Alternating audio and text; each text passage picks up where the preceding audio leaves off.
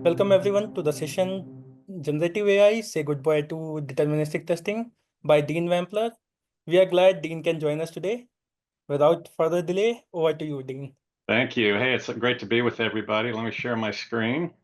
Again, my name's Dean Wampler. I work for IBM Research, have for about 3 years, but lately I've been full-time on working for the AI Alliance, which I'll describe briefly. There's a couple of QR codes here if you'd like to either find out more about the Alliance. The one on the left just goes to thealliance.ai, which is our website, so it's easy enough to type. You can find all my talks on the link at the right, deanwampler.com/talks will take you there. So this talk is about a problem that I really started thinking about last fall, which is that when you incorporate a generative AI model into your application, suddenly you've introduced non-determinism, which really is a challenge for those of us developers who are used to writing deterministic tests of various kinds. And of course, this is a functional programming conference. I'll tie all this to functional programming as we go, but we're even more interested in rigor and determinism and all that when we do functional programming, and yet we have models that aren't. So what do we do about it? That's what this talk is about. All right, let me get to the right window so it'll actually advance. Here we go. So I'll first introduce the AI Alliance and talk about why that might be interesting to you. Then I'll frame the problem as I see it, which I kind of just gave you the gist of.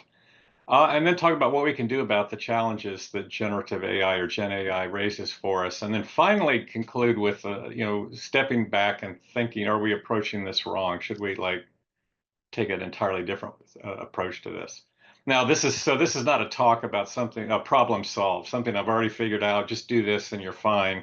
It really is trying to describe the solution, what we need to figure out. And actually, there'll be an invitation for you to help if you like. Now, all the pictures that are backgrounds somehow have to do with fog, and I picked that theme because of this. We're looking into this fog. We can kind of see where we need to go, but there's a lot that we have to figure out to get to our objective of really satisfactory testing. And I will make connections to functional programming as we go, although the topic is a little outside the mainstream for functional. All right, so briefly about the AI Alliance. This is a little over a year old. It was really formed as a consortium of universities, industry players, and so forth to really encourage open innovation and with all of its benefits. The same way that Linux has become the dominant operating system for at least server-side computing, it was really because there was this open core. It was good tech. A lot of people participated to make it what it needed to be, and then all the rest of us have benefited from it. Well, can we make sure that the same benefits accrue in AI, that it's not controlled by just a few organizations that have a lot of capital and so forth, but it's easy for all of us to participate in and use. That's really the theme of it. It is really a global organization. There are startups, large enterprises like IBM and Meta. There's a lot of universities and research labs, and even places like Cleveland Clinic, which is a famous hospital and research center in the United States. I think we have we have several you can see here from India as well, and we're constantly expanding to really make sure that we have a diverse set of opinions and concerns and needs and, locale representation and so forth. So try to be a place for everybody. I'm not going to go through a lot of the details on this slide. This is something you can get the slides later. I'll share them with the conference and that link that I'll repeat at the end where you can find them. But basically, we've organized our work in 6 ways. What kind of skills and education are needed for people to be effective at either developing with AI or just using it? If you're an end user or don't know if this is dangerous or not, how do you use it effectively? I actually co-lead trust and safety, which is really thinking about what do we need to ensure that we can trust that our applications are doing what they need to do, that they're not violating standards of conduct like swearing at people or using hate speech or things of that nature. It's quite a broad topic area and an important one, especially again in generative AI, where you're not always sure what's going to come out of a query when you query a model. Applications and tools is the general problem of what's missing in the space of tools and application architectures. How can we help to move the ball forward? In fact, this topic really falls under category 3, as I'll mention in a moment. Hardware enablement is really about making sure that the software stacks we're using for AI are portable across various accelerators, and we don't just have to use NVIDIA all the time. Not that they're bad or anything, but people like options. Foundation models and data. This is really kind of focusing on what are the problems about the data sets that we need to train trust and safety models, data that is clear of copyright concerns, that has proper licensing, provenance, all that kind of stuff. And then the models focus, there's a bunch of work groups there that are building like models for scientific investigation, models for climate research, for example, and molecular discovery, things of that nature. And then we also have an advocacy group that thinks about policy and advises governments around the world about various policy initiatives, what should be regulated, what shouldn't, that sort of thing. So this topic today really falls under number 3, and I even organized a work group, which you're welcome to join if you're interested in participating and helping us sort out these problems and finding solutions. But it's called AI Application Testing for Developers. This is a screen grab from the homepage for that website, and the talk is really kind of a summary of what you'll find on this website. So if you're interested in joining us, here's that QR code again, but you can just go to thealliance.ai to find out more about what's going on. You're also welcome to reach out to me if you have questions and not sure how to get involved and so forth. Okay, so let's get to the talk. How does non-deterministic generative AI affect testing? Well, let's start with what I hope is familiar to many of you, which is the test-driven development loop, where if you want to build a new feature into an existing app, you first begin by refactoring the existing code so that it's better positioned to facilitate introduction of this new feature. Then you write a new test, if you're doing pure TDD, where you test that the feature works. And of course, the test is going to fail because you haven't implemented it. And then finally, you make the test pass by implementing the feature or some part of it, whatever. And so you'll notice that the word test is all over this diagram. It's key to making sure that when you refactor, you don't break anything, that you catch any regressions. It's how you specify what it is you're trying to do with this feature in a very formal, structured way, which is, I'll talk a little bit more about functional programming in this regard that I really like. And then you make the test pass, and when you've done that, then you know with some confidence that the feature is working. But here's the thing, what we're used to, the reason this works is because we expect software to be deterministic. Now, there are some exceptions to this rule. The footnote is about distributed systems, of course, don't guarantee determinism, but it's a well-characterized problem at this point. We know how to write code that is resilient when it's distributed, concurrent, and all that. We know how to test stuff. Often our tools let us enforce a certain determinism to make certain tests pass when we're not testing the concurrency part, that kind of stuff. And we're used to this idea of math, that if you input the same thing over and over again, like pass pi to sine, you're going to get exactly the same output, in this case -1. And if the output is different, well, that's a sign of a regression. Hopefully your test will catch that, and then you can fix it. You know exactly what failed, and you can fix it. So this is really a key thing for us, whether we're thinking functionally or thinking about testing, whatever where our mind is at any moment. We really rely on determinism to help us ensure correctness, reproducibility for our code and our tests, help us catch regressions, the whole bit. Really key to us. Another way I like to frame this, it's a little bit more of a functional way of thinking about it, is that we think about the system invariance, what needs to be true before and after some action happens in our code, and how do we test that things are behaving exactly the way we expect? Like, what are the system invariants? What are the state transitions? That kind of stuff. Now, one of my favorite tools right now is a property-based testing framework called Hypothesis, because I'm working in Python a lot these days, since it's kind of the main language people use for AI. I've used ScalaCheck a lot. QuickCheck was kind of the genesis of this whole idea in Haskell, been ported to Erlang and some other languages. But this is an example of a test that is looking at an implementation of rational numbers. Recall that rational numbers, as you can see on the rule here, a over b is a rational number where a and b are integers. And this particular test verifies that a over b is equal to c over d, if and only if, and this is a rule from math, that AD equals BC. And so it just, the idea with these property-based tests is that they you specify the properties that are supposed to be true, which is the logic in this function, and then the given annotation here, and it's similar in the other toolkits, they generate whatever random samples you need to try all combinations with a reasonable number of samples. Of course, there's an infinite number of integers. You can't do that. So for example, you don't pass a negative integer as a denominator. You just use positive or negative numerators in this case. And then as it generates these samples, it calls this function repeatedly, often it's like 100 times by default, and tests that the properties are satisfied. And in this case, it should work. So I check if the rule is true, AB equals BC, then I assert that the rational numbers are equal, and there's an implementation for equals inside the rational class. Otherwise, they must be not equal. So hopefully pretty straightforward idea, but it's a wonderful way to think about your code in a very logical, mathematical way, and then let this tool help you test it, all possible combinations. I especially love tools like this when you're working with text strings, because they'll throw like all kinds of Unicode at them and find all kinds of dumb assumptions you've made, like assuming 8-bit characters or whatever. Kind of great stuff for that sort of thing. All right, but here's the problem. When you introduce generative AI, you expect to be able to input the same prompt over and over again and get different output. Like if I ask ChatGPT to write a poem, I don't expect to see the same poem every time. I'd be rather disappointed if I didn't. You may have seen this quote that insanity is asking for the same thing over and over again, but expecting different results.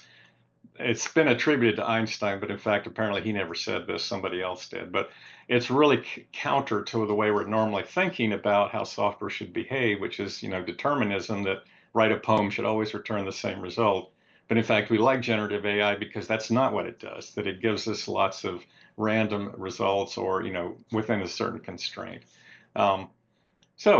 But if you're a developer, that means how do I write a test for this? If it's not deterministic, how do I know if the answer is good, if it's a good poem or whatever? And writing a poem is kind of a worst case scenario, as we'll get into this.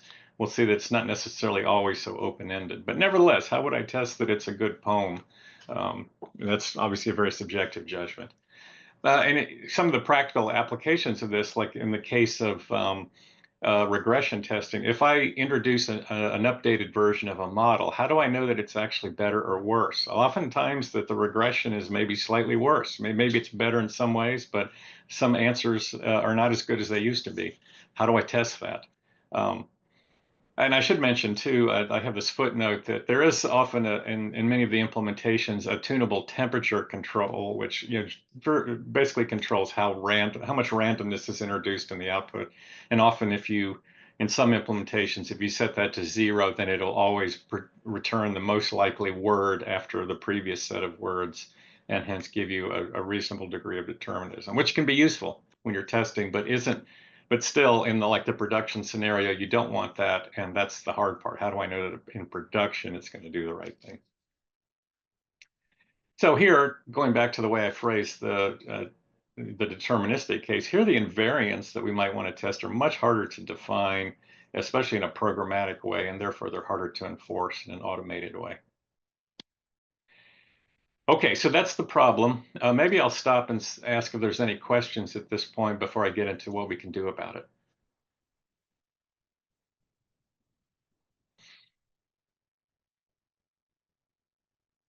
Okay, well, there'll be plenty of time at the end for questions. All right, so is there some hope that we can see through this fog, I guess? I'm going to talk about 5 areas. The first one is just not forgetting the tools we already have at our disposal with coupling and cohesion. Then I'll talk about how we can use external tools as verification tools. Benchmarks are a very popular concept in generative AI for measuring how models perform. Can we adapt that concept to the unit test kind of scenario and have something that I'm calling unit benchmarks? I'll talk about using another LLM as a judge, large language model, LLM, and then just biting the bullet. And if it's a probabilistic thing, then maybe we have to learn how to use statistics. So coupling and cohesion. First of all, it's important to remember that real applications are not just a model that you shove raw input into and then just take the output verbatim. ChatGPT itself even isn't just you're talking directly to the model. There's a lot of things going on. And there's a lot of architectures that have emerged to complement models. And the most popular one that everyone's talking about is the notion of agents. And there's a link to a description of what those are about. It's actually not a new concept in AI. It's been around for a long time, but it's resurged, if you will, in the generative model. And it's really about complementing the model with other tools that address the limitations of what a model can do. So the idea here, like for any application you're building, is that it's always good to encapsulate your components, a model in this case, behind a good API. Use things like test doubles that are deterministic when you're testing everything else, so that you don't have randomness just ruining all of your tests, that it's just constrained to where you have to think about it. And then you can just test everything else like you normally do. So it's important for us to think about this and not forget these things that we've known how to do for a while. But as I thought about this problem, I thought it suggested some ideas to think about how we use models strategically. One of the things you may have heard about is this idea of prompt engineering, where you learn how to write prompts. In a lot of ways, models behave like children. And to be frank, I feel like this often, where I really have to tell it, now you need to be helpful. You need to think about the problem. I don't want to see a lot of text. I just want code to come out. This kind of stuff. I feel like I'm talking to a toddler sometimes, but it's really about what you put in the prompt has a big effect on what kind of output you get. So you learn how to engineer your prompts. But there are also attempts to bring type safety into the interactions between all these components, including the model outputs. And one that I like is in the Python space is called Pydantic AI. There's an example that I have online that shows, actually it's one of their examples, but I just tried it out. So check that link later. But it really does try to help you think about the model output. I'm not going to ask the model to generate maybe a sample piece of data for a fictitious customer. Well, I want the output to come back in JSON, and then I can coerce that into a type that represents person or customer. And so I'm trying to enforce some type safety, which also tells me that I need to think about what models are good at doing what I want, like returning a JSON structure that I can then parse with my other tools. So this is, for me, a good example of trying to think about types that I want in the way that we always have and that we encourage functional programming, finding ways to constrain the queries that go into the models, as well as selecting the models so that the responses are hopefully as closely aligned to what I want, within reason, and still trying to get the generality that I like from generative AI. So thinking strategically about how you glue these tools together, I think, is also useful. And in fact, I think that we tend still to obsess about chatbots because obviously ChatGPT just changed the world like 18 months ago now. But I think most actual uses of AI will be much more a case of AI is inside other tools, and what we're actually using it most effectively to do is to translate like human requests for information or whatever into whatever tool API is needed to do this. And I'll show you a great example in just a second. And sometimes to translate tool to tool interactions. So if I have one tool call another, then I can interpret the results with a model that can figure out what the things mean. The sort of stuff that we would do mentally ourselves before we had a tool like generative AI. What I think is great about this idea too, that sort of in the long term, as we get past some of these issues of ensuring models do what we want, is that it actually could build in some more resiliency. Like if, say, I'm calling a service, a web service somewhere, and the API changes in some planned or even unplanned way, like some sort of regression that wasn't planned, maybe I have more resilience if the model is able to interpret the results. Like if it gets an error message back from that API and then says, well, what if I try doing this? Or it interprets whatever error message to say, oh, you forgot to pass this parameter, so it figures out how to do that. There's a possibility that instead of us having to deal with the fragility of API to API invocations that we deal with normally, that the models kind of handle this for us. We'll see if that materializes. But anyway, I think the point is that I think most uses of AI will actually be small interactions where the model is managing the translation between things, taking the outputs, turning them from JSON into a type instance, that kind of stuff. Okay, but nevertheless, coupling cohesion is great for putting a box around the problem, but it's not actually solving the problem directly of how do we deal with the non-determinism when we actually have real models running. I put in acceptance tests because when you want to verify that an end-to-end feature is working, you have a big test that has all the real stuff together, and there you have to deal with the concurrency head on that might affect the end result. So let's talk about some ways that we can approach this.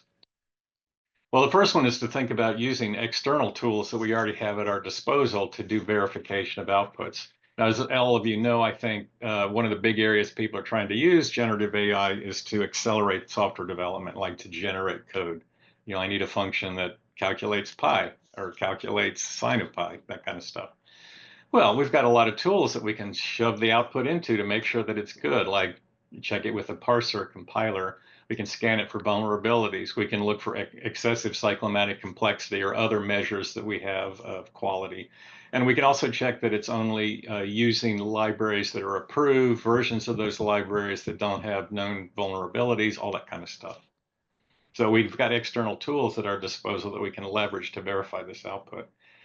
Now, one of the things that I've been playing with a little bit is actually writing the tests, like with hypothesis, and then having a model, especially a small model that's something I can run on my laptop, have that generate the code that makes the test pass. And I have another link to an example where I've done this if you're interested using hypothesis. Um, and actually, what I found with some of these smaller models that I've been working with, and I'm not working with ChatGPT or something that tends to be better, is that they're usually not good at all at generating tests. They'll generate boilerplate that might compile, but it doesn't actually test much. It's very unsatisfactory. But often they'll do a better job if I throw a test at them, which is like a specification, right? And they'll generate code that makes the test pass, or at least get me, started. Maybe 80% is good, but I need to tweak things that it missed, that kind of stuff. So I'm getting some productivity boost, still working the way that I like to work with test first, but not expecting it to do things that it's still not able to do.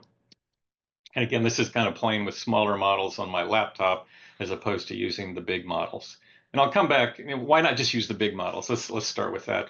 Well, often it's very expensive. And this is, I think, the big thing that's going to undermine products like OpenAI, ChatGPT, and so forth over time, is they're very expensive to run, not to mention train.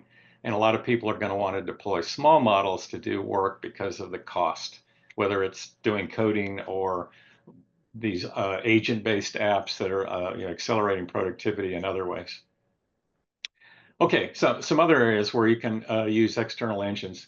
If the model needs to do some logical reasoning of some kind, well, you could either check the output with some tried and true logic engine, or maybe just actually call that engine instead to figure out the logic for you, because models are not very good at this yet. They're getting a lot better, but they're still kind of wishy-washy about making logic, robust logic inferences and so forth. Similarly, a very common use case is starting to emerge is planning. Like I need to plan an assembly line for a new product I'm building. Well, maybe you should just use a planning engine to do that and maybe translate what the human wants into the API for the planning engine. Or if you really want to try the model and see if it can generate a good plan, at least try using one of those separate tools to verify that it actually works.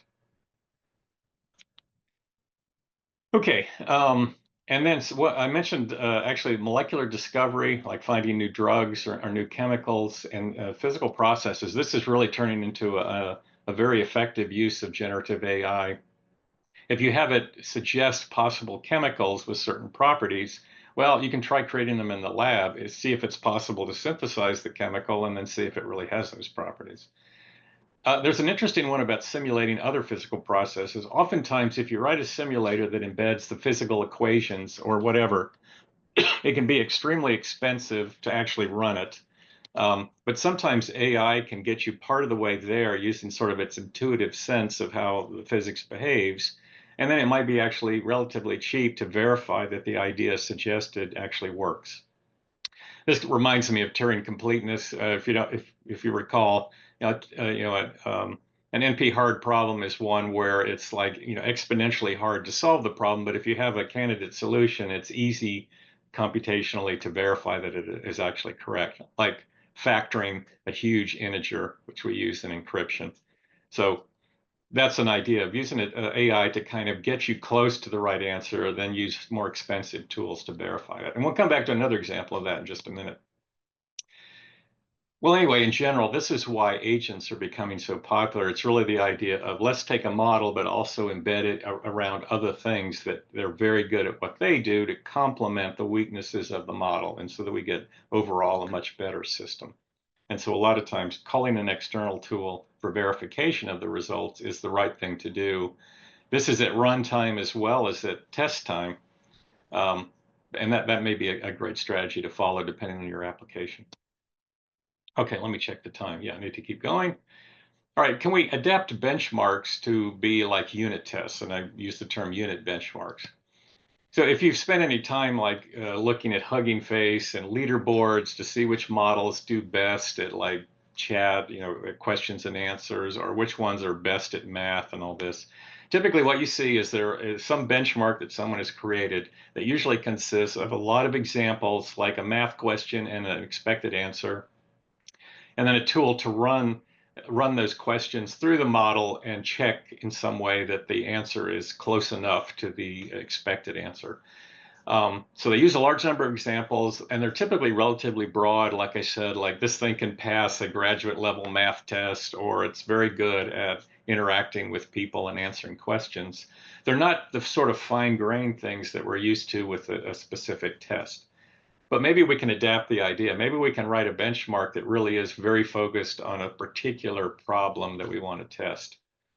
Like detect. I mentioned some examples of broad topics here, like is this good at QA? Does it do a good job detecting hate speech or spam? And other examples of benchmarks that are unrelated to safety are like measuring throughput and latency and things like that. And also, they usually return just a measure like 0 to 100% pass, which is also, again, a little bit too vague for the purposes of a test. But maybe we can adapt this idea by writing benchmarks that actually have a very narrow scope, like rational numbers obey this equality rule. And then we just write a ton of examples, maybe even generate those examples to verify that it works. And then we have to decide, though, if we're still using the convention of 0 to 100% pass, so what do we consider the threshold for passing? In some cases, it might have to be 100%, like if it's doing math, let's say, in a case where we can't have errors. In other cases, you might decide 80% is actually pretty good because the user will properly interpret the results. This is like a tool for experts. They'll look at the result, they'll know whether it's good or bad or how to tweak it, and so we don't care if it's 100%. These are the kind of questions you get into. All right, now I mentioned a minute ago this idea of translating from human text to an API. A great example that a lot of people are doing, IBM is spending a lot of money on this, is translating human requests for information into SQL queries. If you think about it, there's a lot of people in the world who don't know how to write SQL queries beyond maybe very basic queries, but they have data in front of them in a database, and they'd really like to be able to do reports of some kind in that data set. Well, we're at the point now where we can take their request for information and translate that into a SQL query and run it and give them the answers back. So if I was testing a system to do this, what I would do is, especially if it's a system I want to be really good at my environment, my business, I would look at the log of all queries that people have done, build a data set with that where those are, actually, I kind of got this backwards a little bit. I'd probably say those are no, I guess I do have it right. The queries are the answer I want from my tool that generates SQL. Then I'll go back and have people write the prompts or questions that people might ask that is supposed to result in that query. And then that might be one of my benchmarks. And I might have to decide, well, maybe I need to break this up into benchmarks that can do, look at just joins or whatever, or I might just have one big benchmark that is testing all of SQL that I care about. Anyway, it's an example of trying to use data that we have and building a benchmark that is focused enough for the kind of problem we want to be able to do with an AI model. The next topic is LLM as a judge. This is using a language model to actually judge the outputs. And here's the idea. I mentioned this already a little bit, that in a lot of cases, you're going to be using relatively small and less capable models in production because they're cheaper to run. That doesn't mean you can't use bigger models in a strategic way, like ChatGPT or others. And one of the ways is to actually, maybe during your test runs, you have an output from a model and you ask the big model, is this actually a good result? And you may not care as much about the cost of calling ChatGPT or something like it in these relatively limited cases of running tests. If, especially in the case of like production usage is going to be orders of magnitude more queries, I still want to use a cheap model for that, but I'm happy using an expensive model in production, or sorry, in testing, in development. By the way, another way that people are using big models in sort of a similar way is to actually generate synthetic data. So if I want to generate like that SQL query database I just mentioned for my tests, it might be I use ChatGPT to generate those examples for me. I may still want to verify, visually that they look right, but I can use these smart models to generate good data that I can use for testing or other purposes. And basically, it'd work like this. In my test, I send a query to the model of the app. The response comes back, and then I send a query to the big model and says, all right, is this actually a good response for that query? Answer yes or no, and if no, provide an explanation. So if I get a no result back, I have some information about why the big model, hopefully the smart model, thinks that the answer is wrong, and I can use that to maybe tune my model to be smarter or fix the prompt or something. Um, and then this is the final one, and then of these topics, and then I'll finish shortly after that. Sometimes we just have to bite the bullet and leverage the tools that are right for a job. And in this case, whenever you're dealing with a probabilistic system, you have to be able to analyze it with statistics to know what you've got. And scientists are used to this all the time. A great example, you may have seen this mentioned in reports about possible new particles discovered at the CERN accelerator in Switzerland. Typically what they're looking for is they have a bunch of data from the actual experiment. In this case, I'm just showing a normal distribution from Wikipedia. Let's suppose that I expect my experimental results to look exactly like this, lined up with the theoretical model I have for what is going on. But now imagine that I actually see a bump down at one or the other end of this. Now the diagram only shows plus or minus 3 standard deviations or sigmas. The idea in experimental physics is that if I see a blip that's at 5 sigma away, that's actually very rare. It's the chance that a random fluctuation would cause that is like 1 in 3.5 million. So it's the sun's starting to come out here. Sorry about that. That's a pretty good signal that there's actually something going on that my theory doesn't account for. And so that's sort of the gold standard in experimental physics, a 5 sigma result, a blip outside the 5 sigma of what I expect. That's usually a really good sign. And in fact, it's even accepted as evidence that there really is something new here that has to be explained by my theory. Anyway, I'm just trying to show some examples of where statistics is used in probabilistic systems. And even in the AI case, if you use a classifier model, like something that identifies objects and images, is it a hot dog or not? Is it a cat or not? That kind of stuff. Some of these models will actually output a confidence level, a percentage of how good they think their answer is or how certain they feel.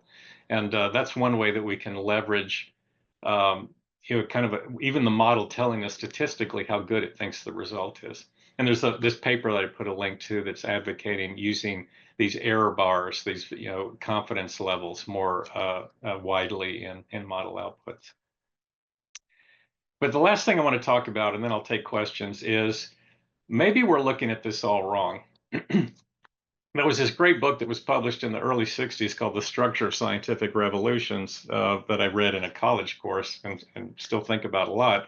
But it really tries to look at how scientists really think about what they're learning and how that fits their current theories. And scientists tend to be relatively conservative in the sense that if they get some bit of data, some new experiment that seems to contradict their theory, they don't just simply throw out the theory and say, well, we've got to start over. No, they'll first try to accommodate the data in the theory. Maybe they tweak it a little bit, but then eventually, especially as new scientists, younger scientists come along who are willing to think more, radically, let's say, they'll decide, you know what, if we actually step back and rethink this whole thing from fundamentals, we might find there's a new theory that fits the data better while still accommodating the existing theory that was good for the data we had, decades ago. Great examples from physics were, 100 years ago, the emergence of quantum mechanics and also relativity are great examples where experiments finally started to reveal stuff that didn't fit Newtonian mechanics. And people like Einstein and others came up with these new theories. And it turns out the old theory is a good approximation for these new theories. That's a really good sign when you have something like that happen. But nevertheless, it wasn't like immediately people threw away Newtonian mechanics. They verified that it really was breaking down and then came up with new ideas. So why did I say this? Well, maybe we're thinking about this wrong. If you think about what deterministic testing is really about, especially in the context of generative models, it's really kind of a static verification that something I already have works. I've already written this code, ignoring TDD for a second, and does it pass the test? If it doesn't, well, I go back and work on the code. It's broken.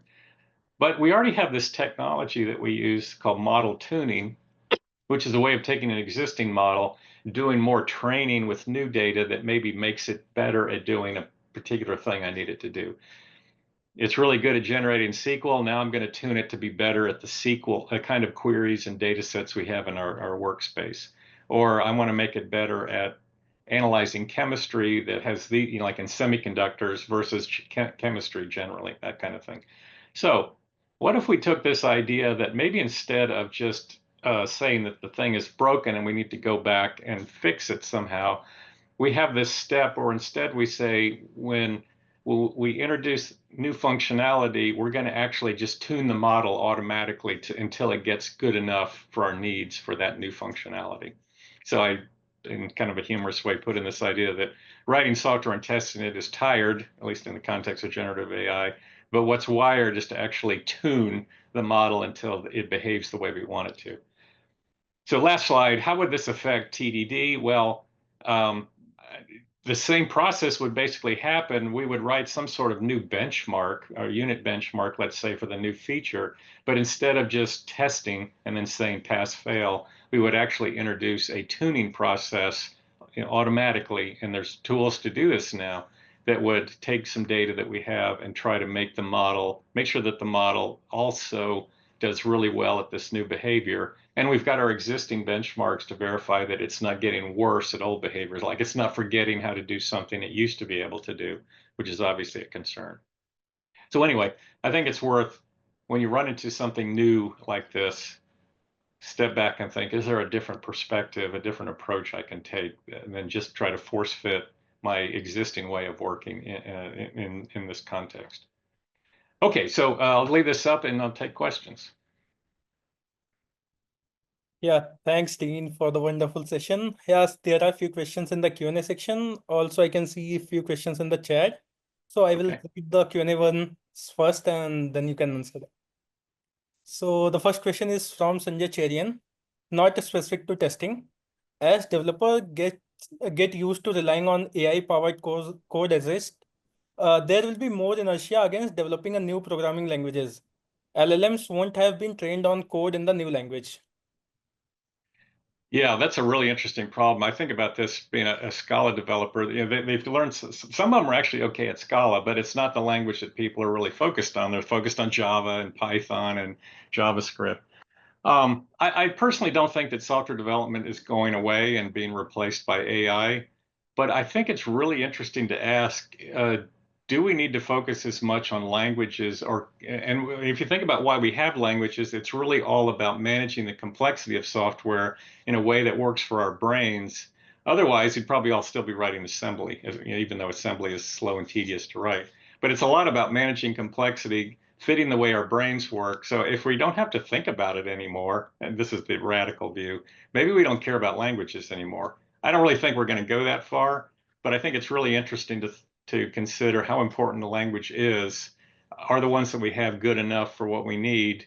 There's some people who even think that languages are going to go away. I don't think I think that's too far. Anyway, go ahead. I hope Sanjay, Dean was able to answer your query.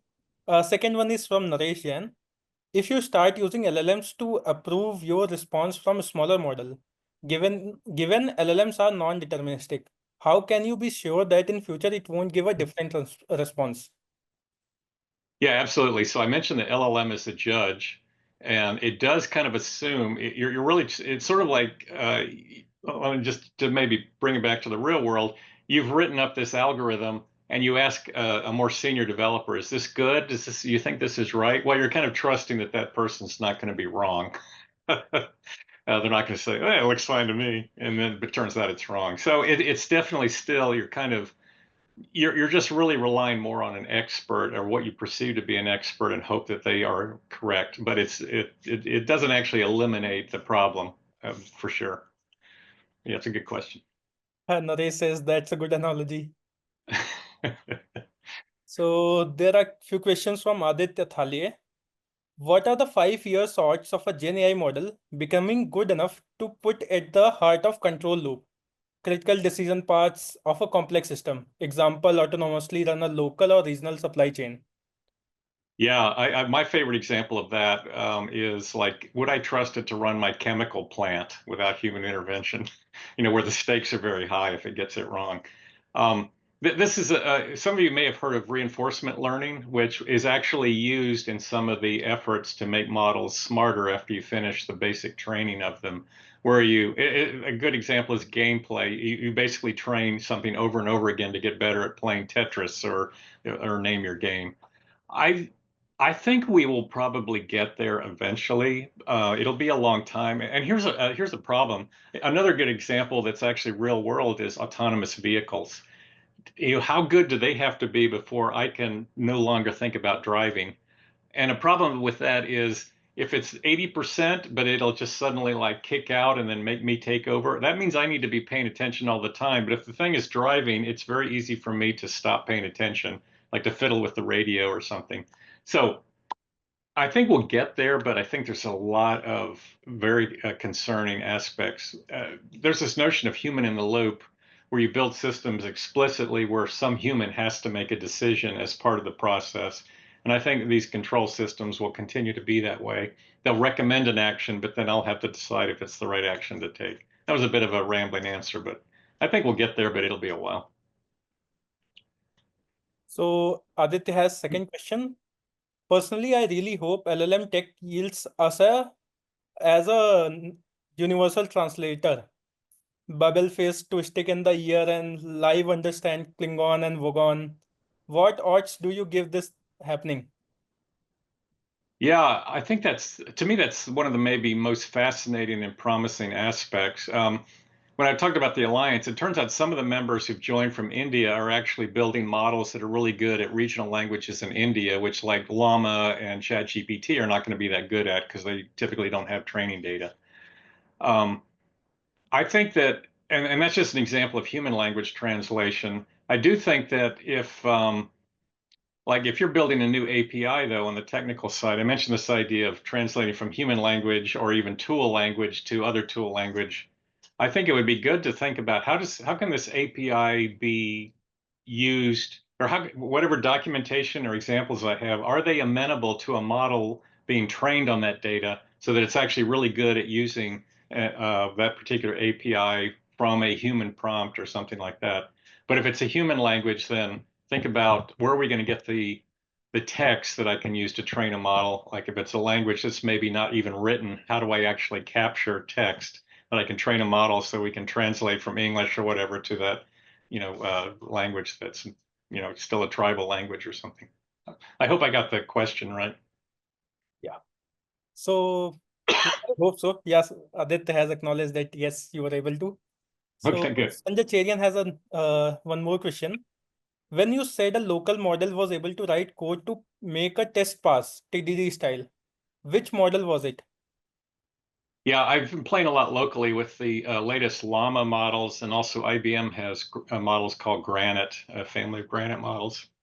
And I forget which one was better. It's the usual arms race. They get better and sometimes surpass each other. But I found that in both cases, they didn't necessarily generate completely perfect code that would make all the tests pass, but they would do a lot of the boilerplate. And for me, one of the things I dislike about Python is it's kind of full of a lot of boilerplate, even though it's a fairly concise language. And so if it just gets that out of the way, or like, here's a great example. I'm just learning Python. I don't know how to write tests in Python. That's a case where I might say, generate a test in this test language somebody told me to use. And then it may be completely garbage, but if the API is set up properly, then now I've got something to start with. So that's the way I think about this in general. I'm not expecting perfection, but I'm expecting you to just get some of the boilerplate out of the way, and then I'll finish it.